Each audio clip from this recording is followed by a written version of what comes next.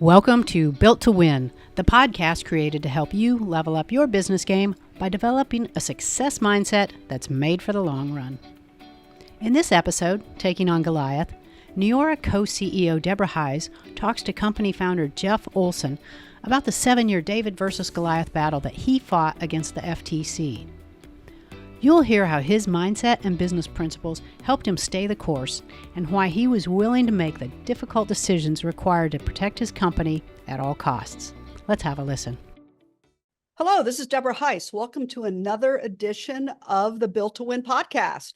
I'm excited today because we're finally going to talk about what the big gargantuan thing that we as a team all took on, and really give you guys a little detail and some insight into some business challenges and some thinking and some experiences that really no one else has ever had. So I think there's a lot to share, and there's a lot to glean from this. And, really, I think the best place to start is for me to bring on Jeff Olson, our founder and CEO here at Neora, to share a lot about what we went through this. It was a journey that we took over 7 years. It was a tough journey. It was one we got through when we're excited, the path we're excited to share. But before we get started doing that, I want to speak with Jeff, who has been a friend of mine for a very long time. We've worked together for about, I guess at this point, 10 years, 11 years, but we've known each other for a lot longer than that. He's a giant in the industry. He's the best-selling author of The Slide Edge. But I really want to talk to him a little bit about his background and what led up to the founding of Neora, the great company that we both work for right now. And the best way to do that is to say, Jeff, tell us about your experience in this wonderful industry we call direct selling. Yeah, gladly. I'm a traditionalist when it comes to business. I went to business school, got my minor in economics, bachelor's in marketing, and then I was in graduate school in finance when Texas Instruments hired me, a Fortune 100 company, and did very well there, and left there to go down, quote unquote, the entrepreneurial world, and things were going really good for me at that time, and have a lot of success. But I ran into the direct sales world, and I've always been a person who believes people build companies, and companies should build people. And I found the model to just be very exciting. And I engaged in it, and I built some very large organizations around the world, some historical organizations. I became CEO of a China-based company that was building their brand of electronics into North America and around the world. And I became the founder of a TV network. And this is to a certain degree where Deb and I started coming together, because we're both fanatical about personal development, and built a TV network around personal development. It was, producing the top lectures, the New York Times bestsellers, and had all studios and uplink and everything. It was a TV network around personal development. And then through a real big challenge going on in my life, then I won't go about that now, but the whole satellite digital world changed, and I had to kind of parcel that company apart and move it in different directions, but successfully did that. And it was a big challenge. And that's where I've been for in a kind of a semi-retirement. I wrote the book, The Slide Edge, which has had a life of its own. It's been a blessing to watch it do what it's done in the world. And my daughter, Amber, who you've heard from, had come out of business school and done real well, cum laude in business at University of Florida, and was working in the spa world, where she's learning a lot about skincare. And I, through acquaintances that I've had, ran into a product that I thought really would be a good launching product for another direct sales company. And at that moment, and I'll make this quick, I said, I want to do something. I want to set out to do something that hasn't been done. I want to really build the perfect direct sales company. Nobody's perfect, but you can have perfect intentions. And that's what, that's what I look for. Being perfect is impossible, but having perfect intentions isn't impossible. Okay. And so wanted to build a direct sales company that really took me what we call the gotchas out of it, make it something that was easy for the average person to do in alignment with their life. I wanted to be much bigger than just a product and much bigger than a financial opportunity. I wanted to be about the whole being. That was the personal development side. It's kind of where Deb comes from also. And so we sat around and launched a company around 3 words: make people better. those words were embedded into everything about us before we even began designing the company. That was one of the very first things we did. And we came up with our 10 core values, and then we set out to build the company. And the whole thing was, we saw ourselves being visionaries in the space, that we were going to build an e-commerce direct-to-consumer platform that leveraged the direct sales model to expand. But our foundational thing would be products, and we're going to invest significantly in products and really look for products that had a value attached to them. And we want our model to be mainly about customers that were not involved in our business, but we're just in people who are buying products like you would normally if you went to a store or on an e-commerce platform. And so the products had to be able to stand on their own without any business model attached to them. And that's what we set out to do, and launched the company and broke records. We did our first year what nobody had ever done, but we did over our first 4 years. I don't know of another company that's done it, but I would say less than 1/10 of any companies in this 100-year-old industry, thousands of companies, has ever done. And that's who we were. We won a lot of awards, highly recognized.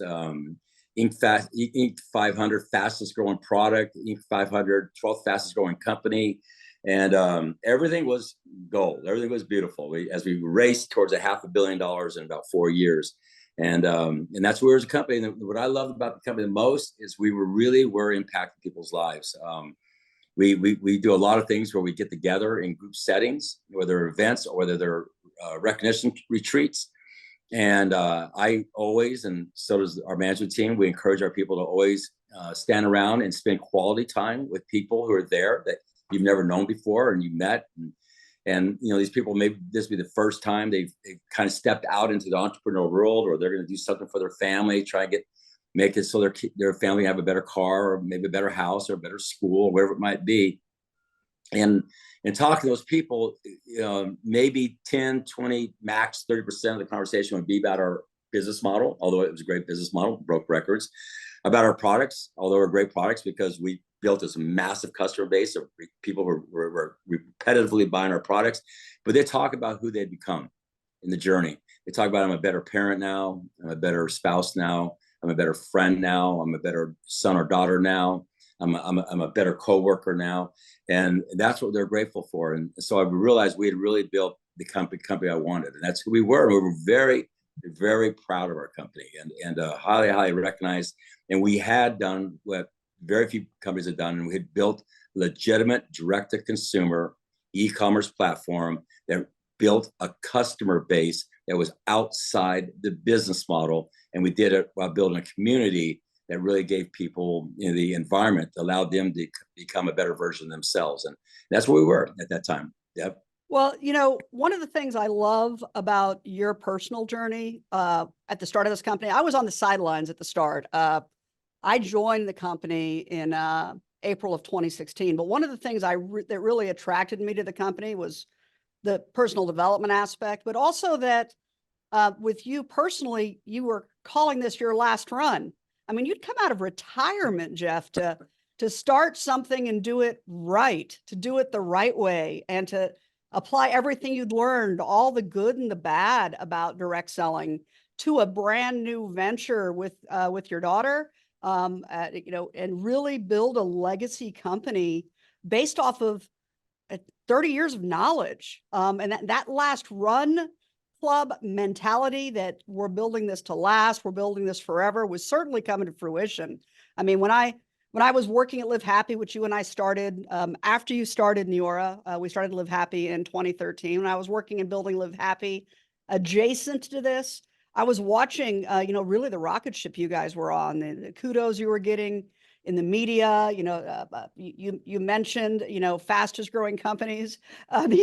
These are real accolades, and it's something that I hadn't seen in other companies before. But it's also something. The way you built it was something I hadn't seen before. You'd built it with the idea that everyone who came in contact with the company was going to get some benefit from it, whether it's from our outstanding products, which compete with anything, anywhere. I mean, our products are amazing, to our business opportunity, which if people wanted to sell some products and make a little bit of money, that's great. If they want to build build a team and build, build a much larger organization and grow that and learn leadership and learn personal development, or whether they just wanted to, be exposed to the community that we have and that you'd built. All of that was so impressive to me, to the point that I was enticed back into, into a position. My background was I was with another direct selling company years ago, and then I'd worked for direct selling. I helped found Direct Selling News, the owner of that. I was the original editor in chief. I'd helped found the existing version of Success Magazine. I was the original editor in chief of that. I'd invested full bore into personal development with Live Happy and Jeff. And I never really saw myself back in a direct selling company until I saw what you and your team had built. And, in 2016, when you asked me to come on board, I felt like I was coming on board a ship that had some issues, because everything has issues, but really that was positioned to be a historic company and to truly be worthy of your last run. So, that's where we were sitting. That's where we were sitting in 2016. I think we felt like everything was, I felt like everything was like positioned to where if we made a few tweaks, we just really were growing internationally. We had a lot of plans and a lot of things that we were going to be taking on. And then something happened. And I guess it's time to reveal the big thing, Jeff. What happened? Well, one day out of the blue, we got served what's called a CID, a civil investigation demand by the FTC, which is the federal government. And it was a very detailed investigation. And we thought, well, what's this all about? But we got together and I said, we have nothing to hide. Matter of fact, we are the model everybody should aspire to. They should be pointing to us as how to do it, not investigating us. Came to find out later on they investigated us because we were so successful. It just came down to that. But we made a decision to give them everything they wanted to research us. And I'll Deb speak to that more, but we gave them 6 million documents, 16 rounds of productions over 3 years, and went back and forth with them. And that was just the beginning of the challenge as we marched into it. And Deb, I'll let you speak to it more now, and then I'll come back. Yeah. So the Federal Trade Commission, our government, knocked on our door and said, "Hey, we've got some stuff that we want to investigate." And it was really around some product claims that were made not by us, but by some brand partners that got over enthusiastic about a product we'd launched, and we'd really gotten that under control. We'd done the education, we had the compliance. There wasn't really an ongoing problem when they knocked, but we were surprised. And as Jeff just said, we gave them everything they asked for, and we did that because we thought that if we gave them everything they asked for, that they would see that there was nothing to see here. There's no other way to put that. We really thought that, hey, we're just going to show them who we are. We're going to share with them our data. We're going to share with them what we have. All of that we thought would lead to a conversation, maybe some shoring up of policies and procedures, maybe nothing, because we knew that we'd done everything that we were supposed to do. We'd always followed the law. We'd always looked at the case law around this. We'd always paid attention to the Federal Trade Commission guidance, anything that they put out. We'd always taken a look at how are we operating the business, and are we in compliance with what is known by everybody to be what they want you to do, whether it's through a case they've tried or some guidance they've put out or some education or talks. We were always paying attention to that. So we really felt like if we opened up the doors at the kimono, that this would go away. Yes, there'd be some discussion. Yes, there'd be some conversations, but we never really felt like we had anything to lose. Unfortunately, that's not really what happened. What happened, to give you a little bit of background, is there was another company in our industry recently, very recent to this time frame, that had also received a CID, and we found out much later, I think late 2018 to early 2019, late 2018, I believe, they agreed to settle by changing their business model. And the way they changed their business model was, the way our industry works is you get compensated for products you sell. If you build a team of salespeople, you also get compensated for products they sell.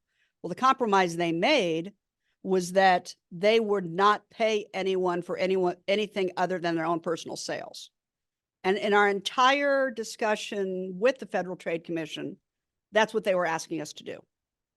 And our challenge with that, aside from it being wrong, because that's not the law, was that we are a business, we're a company, frankly, an industry built off of a lot of independent salespeople building teams and making their income not only off of the products they personally sell, but also off of the products that other people sell. So if we were to agree to make that change, we would have been taking the businesses out of the hands of people. We'd be taking, really income away from families that had done nothing wrong and had built a business alongside us that their families were dependent upon. And, I know Jeff couldn't stomach that.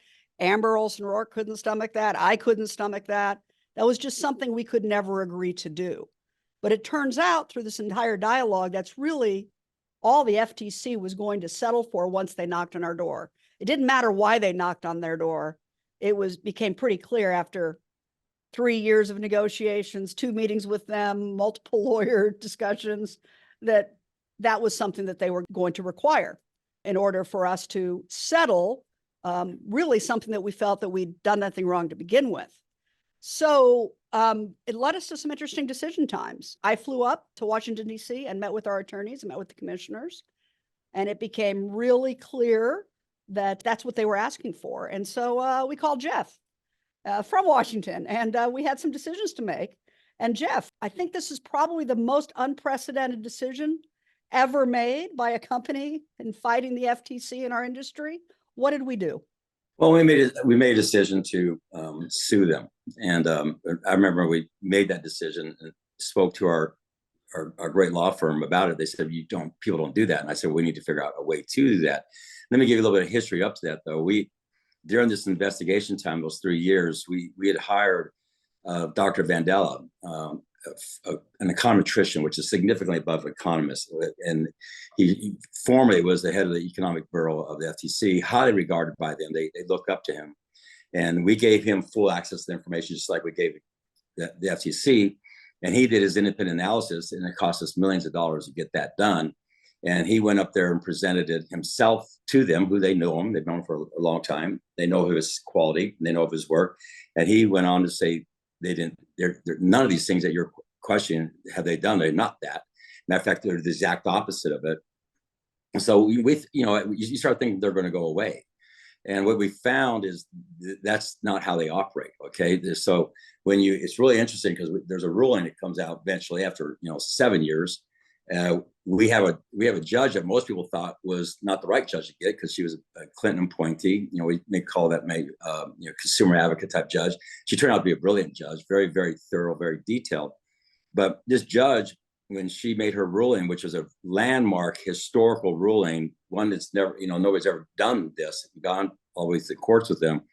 When she made the ruling in very, very, very, very detailed fashion, everything she ruled on, they knew about back then.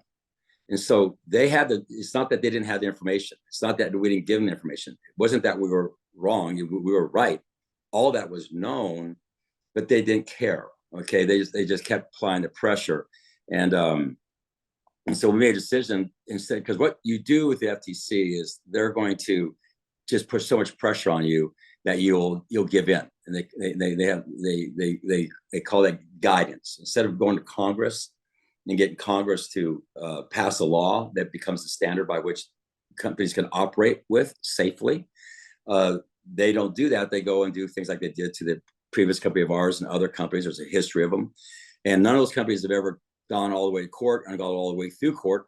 We're the first one to do that, but we won. None have ever done that because the massive pressure they put on you. You look down the barrel of the federal government, it's very scary. Okay. It's almost like they got a shotgun and a pea shooter. And, but we made a decision, knowing that it was a tough decision. And we made a decision to sue them. We wrangled for the next, I think, 6 to 8 months on jurisdiction of the lawsuit. But all this time is costing us money. Okay. But at that point in time, when you sue the federal government and they sue you right back, okay, it now goes from being something you privately were managing amongst your management team for 3 years to the whole world knows about it. And that right there begins this thing called choking. And I'll go into that a little later, but Deb make some comments here. But that's when you start finding out why people don't go down this road, because the techniques that are used, the pressure that is applied on you that's not within the law, is immense. Okay, and it's enough to destroy you as a human, as an individual, and most certainly destroy you as a company. And that's why most people give into it. But we didn't do that, and so you might want to add to that before we go into what that was. Well, I think it's really important that we. I want to highlight a couple things that you brought up. First of all, was Dr. Vandela's analysis. He basically did a full economic analysis. We presented it to the commissioners. We presented it to the lawyers at the FTC. All of the economic analysis ends up being quoted and utilized when we eventually go to trial, and we do eventually go all the way to trial. But when looking at that data, that's one of the reasons we made the decision to sue the FTC, because it was clear they weren't actually interested in enforcing laws that existed to us. Because if they were, that data would have changed they would have changed directions. It really became more clear that they were focused on getting us to agree to the same thing they'd gotten the other company to agree to. And it really didn't, the data didn't matter. In fact, the economic analysis, one of the economists on Federal Trade Commission even said that the data didn't matter. So I think it's important that people understand that we sued the federal government because we felt like they were trying to change laws through going to court. But we had also to consider, and this was really, really critical, and this was what we spent a lot of time talking about, the impact on our business by making that decision, because it wasn't a, hey, we're going to sue the federal government and no one's going to know about it. It was, the minute we filed that lawsuit, we had to be prepared for whatever was going to happen. We have independent sales force. You have the fear of losing them. You have the rest of the world looking at you. And I know this is particularly hard for you, Jeff, wondering what you did wrong to get to this point, right? And it's a very difficult path to walk. But we still made the decision to sue them. Why were you willing to take that risk? Well, for me, first of all, I felt like we were right, and I felt we had good intentions. But for us to have given in to what they're asking us to do would have hurt our employees, it would have hurt our distributors, but it would have hurt the entire industry and beyond. Okay, because there's parts of this case that would have affected the real estate industry, the insurance industry. It started a slippery slope, and I just couldn't be a part of agreeing to something that I didn't believe I had done. Okay, and then give in to something just because it was easier to give in than it was to fight. But for me, I knew we had done everything as good as we possibly could. We built it with the best of intentions, and this was kind of like a watershed moment for millions of people. Okay, and if we don't, who does?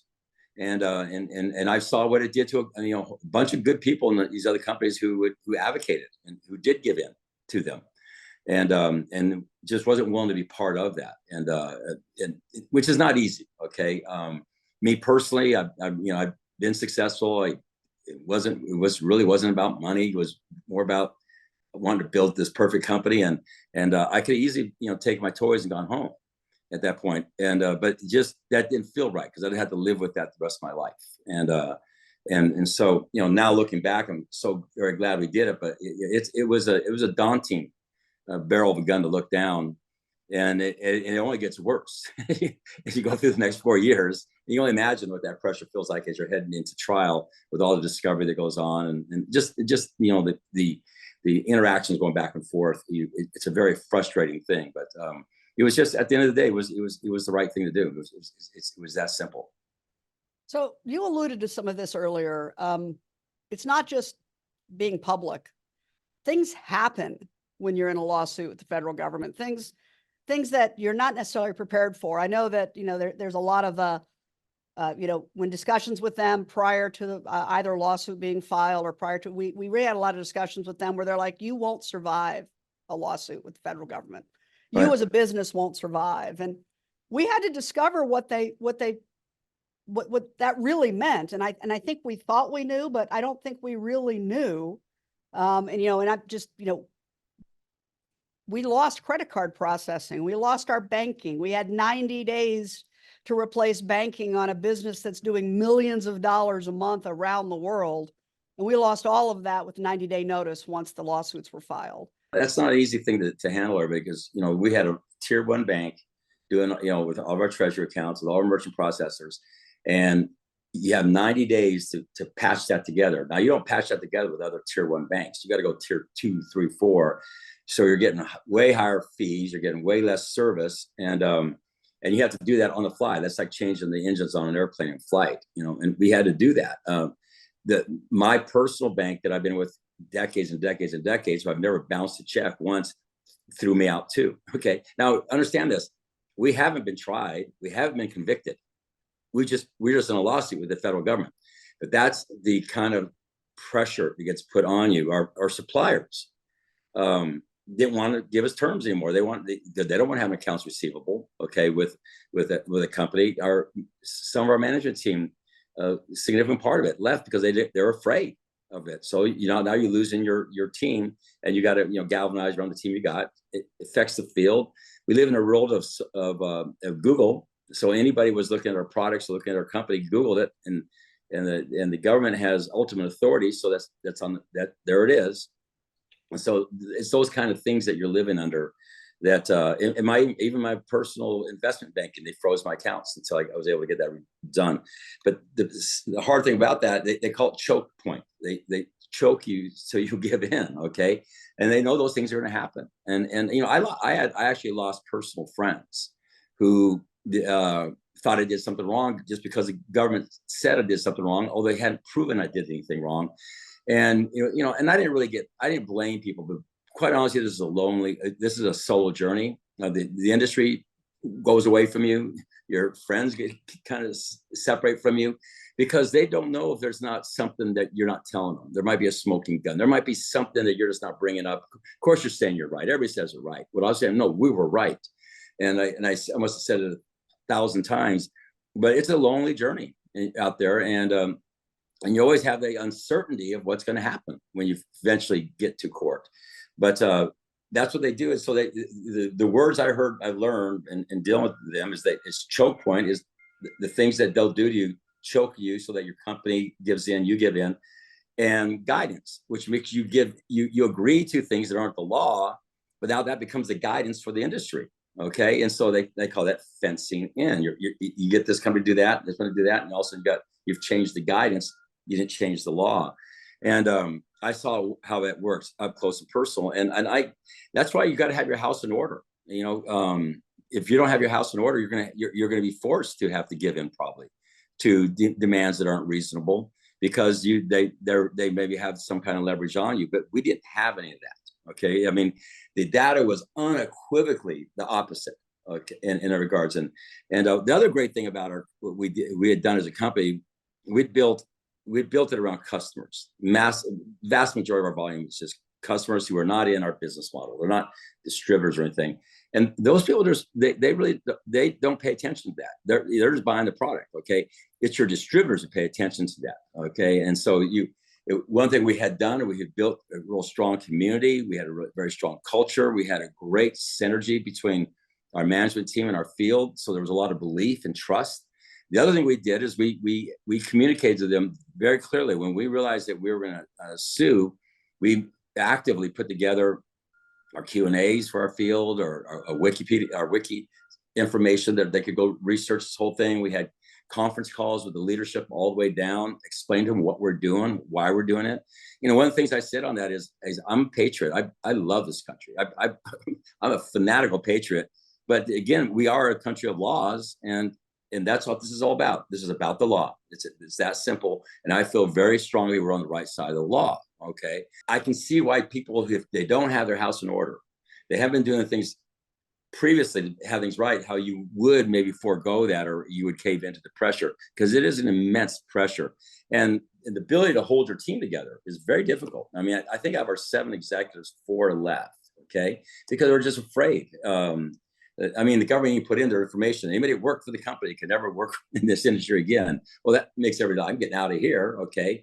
And so just the unknowing, the uncertainty, the negative shadow that's casted over you, puts you in a very, very difficult position to be, as we say, built to win.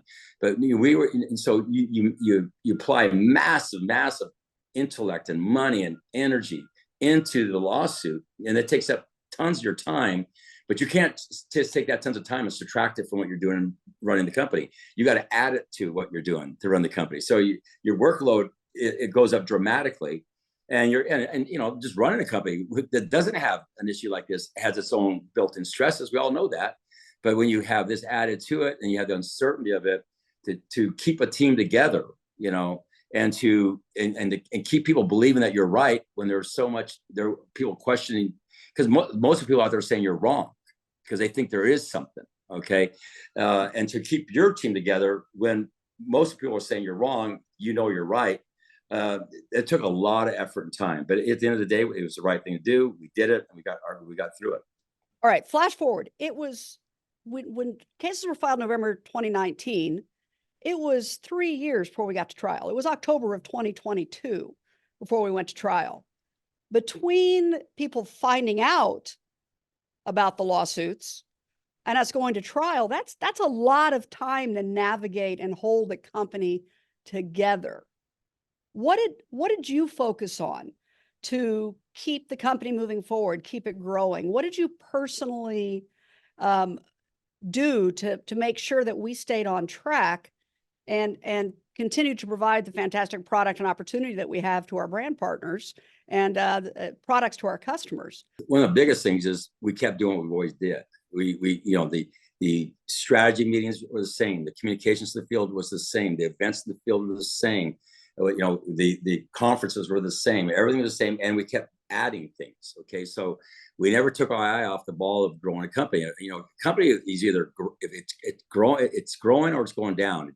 They don't stay stable. Okay, and so you got to keep growing the company. So one thing I was very proud of us is that we kind of run our company in quarterly cycles as far as getting together, come to strategy, implement them. Now, obviously, there's some things are long term in implementation, but you're constantly plan, do, reviewing that. And so from the perspective of our employees, they said, wow, these guys are just keeping on going. Okay, well, I'm okay. I'm safe here. They haven't flinched at all. Come to the field, we just leaned into more what we were. We just really leaned into our community. We really leaned into our culture. We really leaned into, we're doing this for you. We're doing this for your family. I mean, you have a reason why you're in this business. There's a why that's giving you desire to do the things necessary to be successful here. And whether that is your kids get a different school, you drive a different car, you live in a different place. We're here to defend that, and we don't believe they have a right to take that away. And so there became, hey, I agree. And not everybody. Okay, there's those who ran. There's those who used it against us. Believe me, there's plenty who use it against us. But what you're trying to find is who are your believers? Who's with you? Who's going to go to the foxhole with you? Who in your management team is going to be the foxhole? Who in the field is? So I say we leaned into who we are, took the hits we were going to take, never flinched, always kept building to the future, never ever allowed status quo to be the normal. It had to be built in the future, and not once did we ever act as if we thought we were not going to win this thing. We 100% spoke to our truth, spoke to our beliefs, spoke to the future, and we weren't just always talking about, well, when we get to this lawsuit, we'll do this. We always talk to our future. Where are we going as a company? What are we going to do out there? And so this is a bump in the road that we're going to have to deal with. And when behind the scenes, it was a big bump in the road. Okay, but to everybody else, it was just something we were going through, and that was the biggest thing, because they're looking, they want to know that you know who you are, know where you're going, and know how you're going to get there. Okay, and they're watching you. And if we were just wavered a little bit, or shown fear, or shown doubt, or those kind of things, that would have cascaded to much worse in the field and in the home office. And I'm here to say, the field that's stuck with us is the best field we've ever had.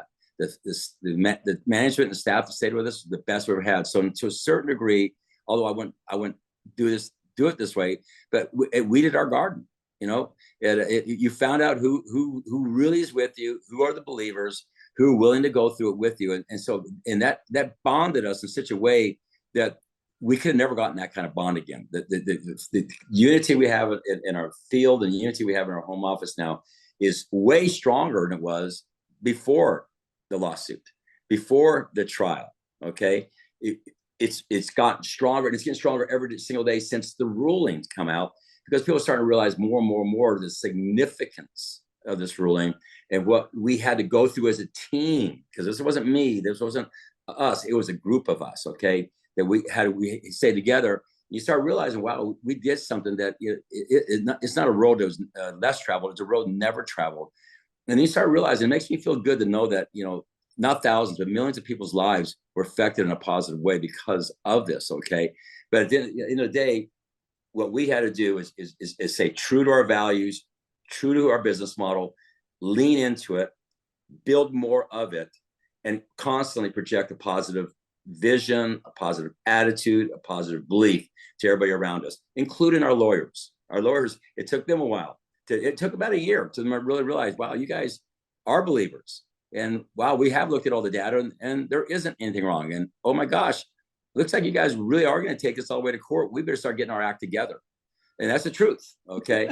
and so you're affecting everybody around you. The banks that are taking on you now, you understand, they had a meeting. Okay, these guys are in a war with the FTC. They want to do banking with us. What kind of stipulations we put on them? But eventually you start building good relations with them. And all of a sudden, we got our merchant processing fees in alignment with where they should be. We got started treated right.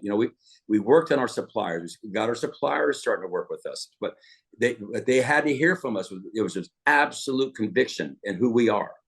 An absolute conviction of what we stood for, and that we were a company that was good. We were a company that had values and principles and did things right. And we were going to fight this because it was the right thing to do. We were going to win. And that galvanized our suppliers, our banking relationships, our distributors, our lawyers, everything, to be that one team that cohesively was able to withstand this incredible, ridiculous amount of pressure gets put on you, and not only win it, but to a certain degree, we're going to thrive because of it. We'll be a much bigger and better company we've ever been because of it. Because it's almost like the karma, because it's deserving for us right now. So would I want to go through the fight? No. Now we've gone through the fight, I almost kind of look at it as a blessing to a certain degree. Jeff, I love what you said there, because I am so proud of the team that we put together. And everything that you said about keeping our vision, about where the company's going, and keeping focused on that, and how much stronger our team is really played out. I mean, every month it seems like we're getting another 10-year anniversary of an employee, and for a company that's only 13 years old, we have so much of our team has been here from the beginning. And even the people who started, we had key employees who started in the middle of the challenge. We've been voted one of the best places to work for the last 3 years by our own employees. It has been a great experience to be here, but I honestly think throughout all of this, it was staying focused on the business. We had a couple of our best quarters after the suit was filed. The last 3 years, while it's been out in the public, we've still been able to grow the business. We still launched products. We still brought in new customers. We did everything we could do to manage the business as if this didn't exist. We built our culture. We leaned into the field we had. All of those things are great things that we were able to accomplish because of exactly what you were talking about, keeping our eyes on the business. I want to come back next episode and really talk about the case itself, because we won. And what that means is there were 5 counts against us brought by the FTC. And when we say we won all 5 counts. But there's some business fundamentals that allowed us to win. And I think, I get this question all the time. I think you do too. What did we change? And the reality is we didn't change. We just leaned into more of who we were. We had actually set up the business. You'd set up the business to win this before this case was ever brought. And I think that's really important. We need to discuss why we won. And I'd like to do that on the next episode to put this a little more bite size and not have this run on forever. But I'm excited to talk to you about that. And listeners, we'll be continuing this conversation on our next episode. Thank you. Thank you. That was Neora's Jeff Olson and Deborah Heise talking about the company's 7-year battle with the FTC and why they chose to go down the road that no other company has traveled before. Be sure to join us for the next episode when you'll hear what happened after the historic victory and what that has meant to the leadership team. To make sure you don't miss a minute of Built to Win, be sure to go to your favorite place to download podcasts and hit subscribe. And while you're there, please be sure to give us a review to let others know what you think.